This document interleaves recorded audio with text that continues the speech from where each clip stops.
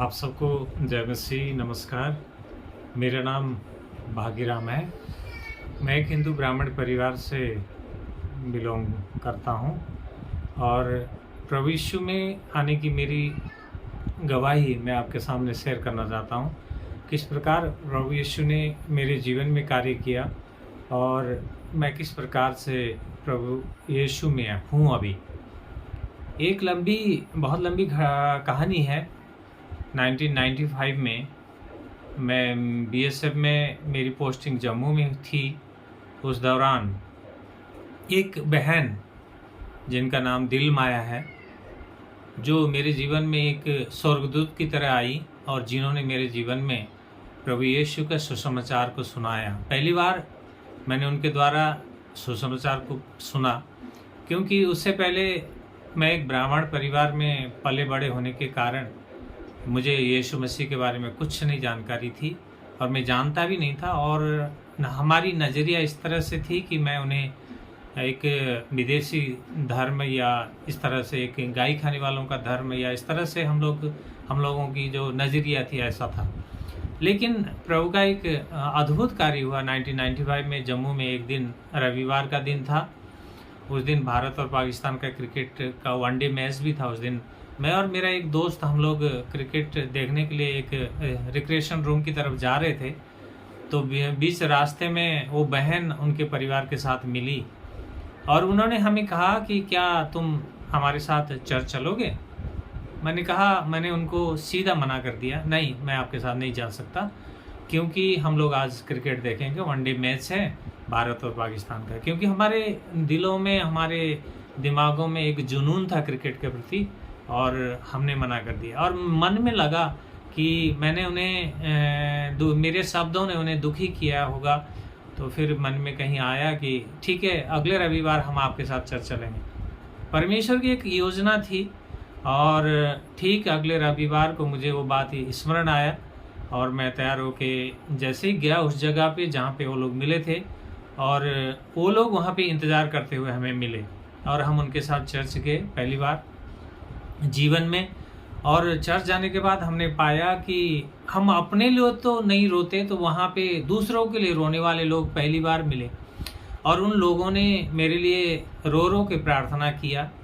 और मुझे कुछ समझ नहीं आया क्यों ऐसा कर रहे हैं और क्या ऐसा भी होता है। ऐसे अनेक प्रश्न मेरे जीवन में आए। और प्रार्थना जब उन्होंने समाप्त किया तो उसके बाद वहाँ के जो पास्टर थे उन्होंने मुझे बाइबल दिया कि आप इसे पढ़ो, इसे देखो, इसे सीखो, जानो कि क्या लिखा है। मैं बाइबल लेके आया और मैं कर्मिक रूप से पढ़ता रहा।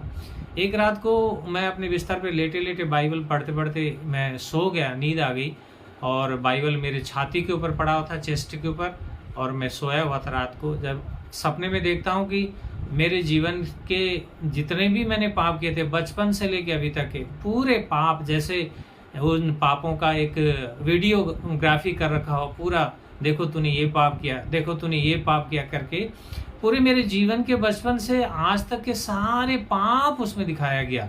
और जिन पापों को मैं भूल भी चुका था, मैं याद भी नहीं थे, वो सारे पाप मेरे सामने थे। और सपने में मैं बहुत डरा हुआ था। मैं डर के मेरे मारे मैं भागना चाह रहा था। जैसे मैं भागने की कोशिश कर रहा था तो मैं भाग रहा हूँ आगे आगे और पीछे पीछे एक शैतान, एक दुष्ट मुझे पकड़ने के लिए आ रहा है। तो जैसे ही मैं भागता हूँ आगे और एक आवाज़ सुनता हूँ, कोई ज़ोर से आवाज़ मेरे कानों में पड़ती है। वो आवाज़ इस तरह से कहता है कि मत डर, तो जिस मार्ग पे तूने कदम रखा है वो मार्ग उत्तम है, डरने की कोई बात नहीं है, मत डर। तो जैसे ही ये आवाज़ मेरे कान में पड़ा तो मैं हवा में उठ गया और ज़मीन के ऊपर, और शैतान अर्थात वो राक्षस नीचे दौड़ रहा है और मैं ऊपर उड़ रहा हूँ हवा में। और उस समय मैं बहुत खुश हूँ। और दूसरी बार फिर से मुझे वही आवाज़ सुनाई दिया और वो आवाज़ इस तरह था कि ये मत डर, ये मार्ग उत्तम है और डरने की कोई बात नहीं है। मैं किसी को नहीं पाता, इधर उधर देखता हूँ लेकिन किसी को नहीं देख पाता। मुझे बड़ा आश्चर्य होता है, मेरी नींद खुल जाती है और इस तरह का जो घटना, इस तरह का जो सपना मैंने जीवन में कभी देखा ही नहीं था।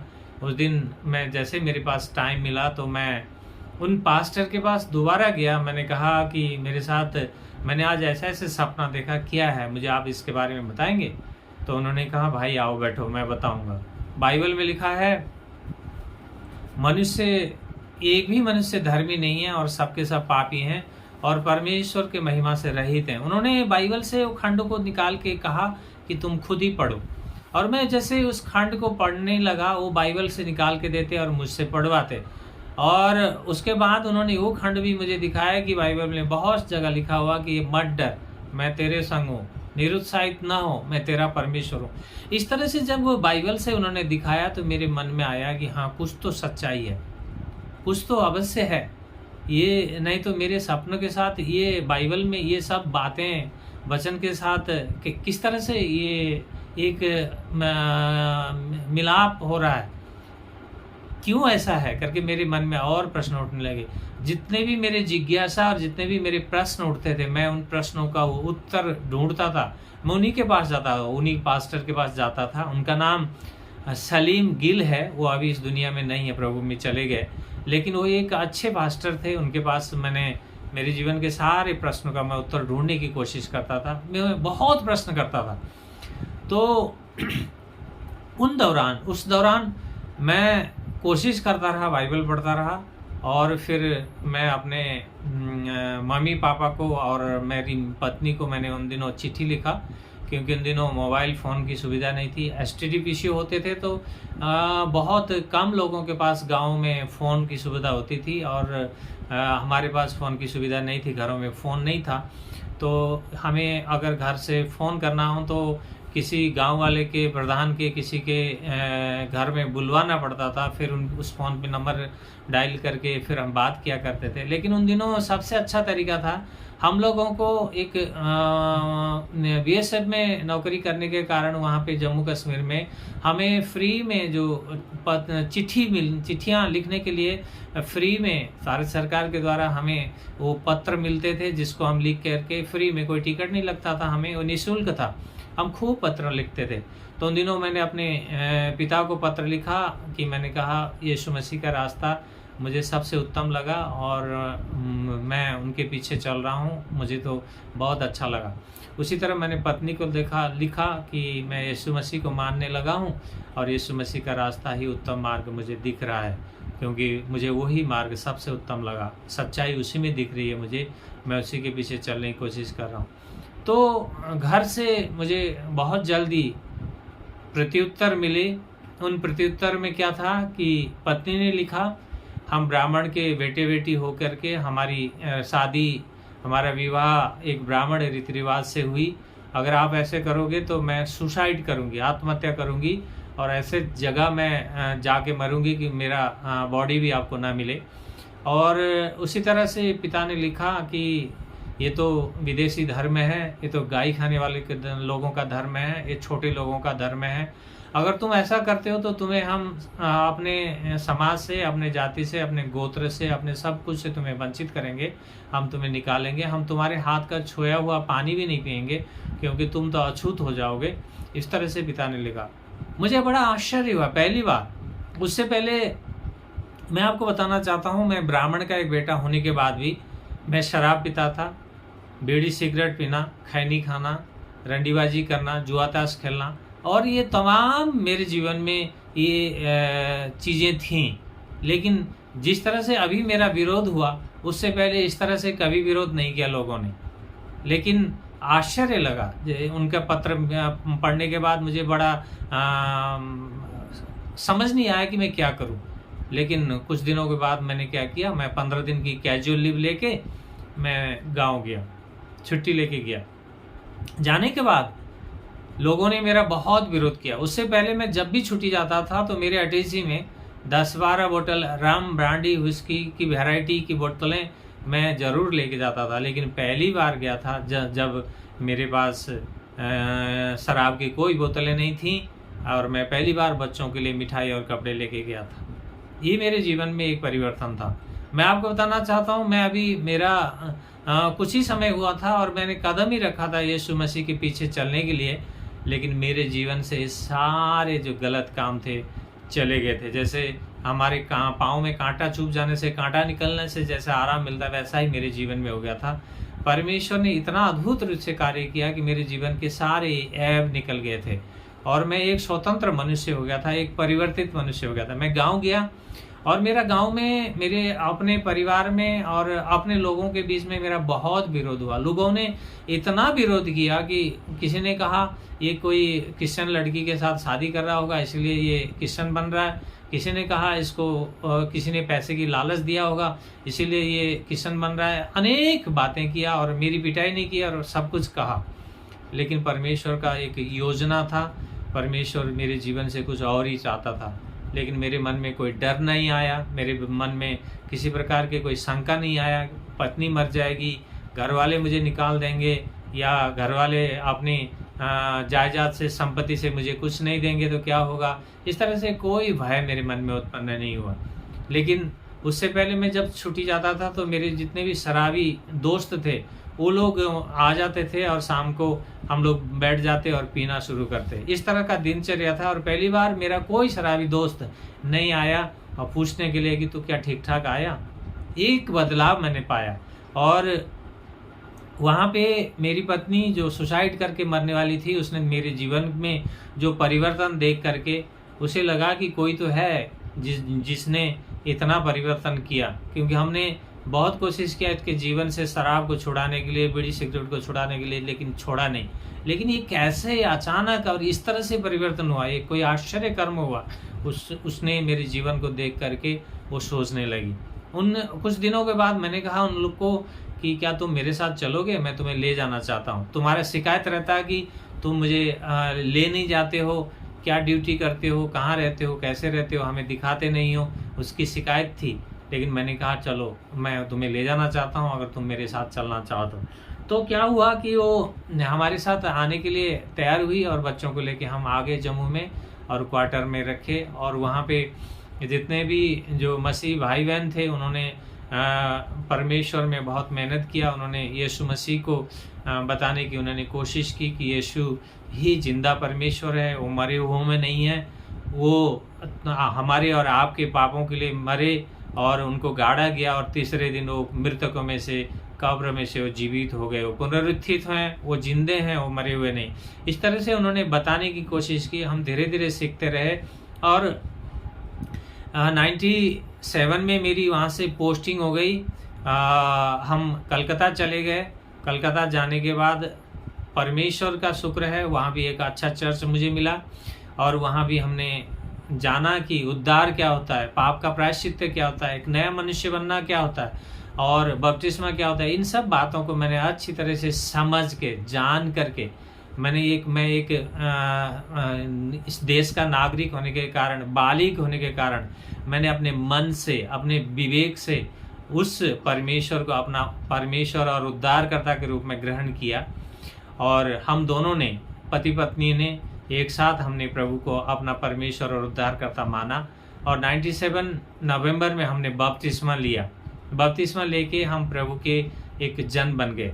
लेकिन उसके बाद ही आपको बता दूं 99 में कारगिल का लड़ाई शुरू हो चुका था। तो उस समय हमें आदेश मिला कि हमारी जो यूनिट है कारगिल जानी है। तो मैंने परिवार को गांव छोड़ दिया, बच्चों को, तो हम कारगिल चले गए। परमेश्वर का लाख लाख शुक्र है, उसने हमें अपनी प्रतिज्ञा के अनुसार हमारी रक्षा की। हमें किसी तरह का कोई कष्ट नहीं हुआ, क्योंकि मैं जानता था, तब तक मैंने परमेश्वर के वचन से सीख लिया था कि परमेश्वर कितने भले हैं, परमेश्वर कितने अद्भुत रूप से अपनी आत्मा के द्वारा हमें अगुवाई करते हैं, वो मैं जान चुका था। तो मुझे किसी प्रकार का भय नहीं हुआ, किसी प्रकार की कष्ट नहीं हुई। तो वहाँ से कारगिल चले गए। कारगिल के बाद में फिर हम श्रीनगर में आ गई, यूनिट कश्मीर में आ गई। उसके बाद फिर जब मैं घर गया गांव में छुट्टी लेके, उसके बाद देखा कि हमारे परिवार में अपने लोगों के बीच में लोगों ने एक हमारे साथ दुर्व्यवहार करना शुरू किया। क्योंकि हमारे बच्चों को जैसे ही अछूत के बच्चे हों, जैसे हिंदू समाज में जो व्यवहार किया जाता है अछूतों के साथ, जैसे छुआ हुआ पानी नहीं पीना, उनको घर के अंदर नहीं आने देना, इस तरह से बच्चों के साथ व्यवहार होते देख के बहुत दुख हुआ और हमने निर्णय किया कि हम इस घर को छोड़ देंगे। तो हम उस घर से निकल गए और परमेश्वर ने हमारी मदद की। हर जगह परमेश्वर हमारे साथ रहा और जिस तरह से उन्होंने, हमारे मम्मी पापा ने जो हमसे कहा था ठीक उसी तरह से व्यवहार किया उन्होंने। 3 भाइयों के बीच में जो हमारी पिता की जो संपत्ति थी, जायदाद ज़मीन था, उनको आपस में बांट दिया, हमें उससे बेदखल किया गया। खैर कोई बात नहीं, हमें इससे कोई दुख नहीं है क्योंकि परमेश्वर हमारे साथ था। परमेश्वर आज भी हमारे संग है। इसीलिए जो मसीह में आते हैं लोगों का ये एक भ्रम है, व्यर्थ का एक बातें हैं कि उनको पैसा देके उनको कन्वर्ट किया जाता है, लालच देके उनको परिवर्तन किया जाता है। ये सब बातें झूठी हैं, असत्य हैं, एक मनगढ़ंत, एक भ्रांति है लोगों का। लेकिन सच्चाई में अगर देखा जाए, आप मुझसे पूछोगे तो मैं आपको बताऊंगा कि मुझे किसी तरह के कोई लालच नहीं दिया गया, कहीं से कोई मुझे पैसा नहीं मिला। लेकिन पैसा तो हम खुद देते हैं, खुद चर्च में हम सहयोग करते हैं। चर्च थोड़ी हमें सहयोग करता है, चर्च से हमें थोड़ी मिलती है पैसा। लेकिन ये लोगों की एक भ्रांति है। मैं इसलिए आपको ये कहना चाहता हूँ कि यीशु मसीह में मैंने क्या पाया, वो सत्य पाया, वो अनंतता का जीवन के लिए जो हम परिश्रम करके, हम मेहनत करके, हम अपने कार्यों से, अपनी धार्मिकता से हम उस मोक्ष को प्राप्त कर लेंगे। जो हमने सोच रखा था वो झूठा था। हम ईश्वरीय उस स्टैंडर्ड तक नहीं पहुंच सकते, हम कभी उस मोक्ष को नहीं पा सकते अपने कर्मों के द्वारा, क्योंकि यीशु मसीह का वो बलिदान, यीशु मसीह का वो क्रूशीय जो वेदना सहना, मानव जाति के लिए वो लहू बहाना, वो हमारे लिए महत्वपूर्ण था, वो मैंने जाना। इसीलिए मैं आपके सामने एक गवाही के रूप में रखना चाहता हूँ कि आप भी अगर भ्रम में हैं तो आप सत्य को ढूंढेंगे तो सत्य जरूर आपको मिलेगा। किसी के दबाव में नहीं, किसी के लालच में नहीं, किसी प्रकार से नहीं, लेकिन स्वतंत्र होके, स्वतंत्र विचार और विवेक के साथ अगर आप सच्चाई को ढूंढने की कोशिश करते हैं तो सत्य आपको जरूर मिलेगा। ये मैं गारंटी देता हूँ, क्योंकि बाइबल सत्य है।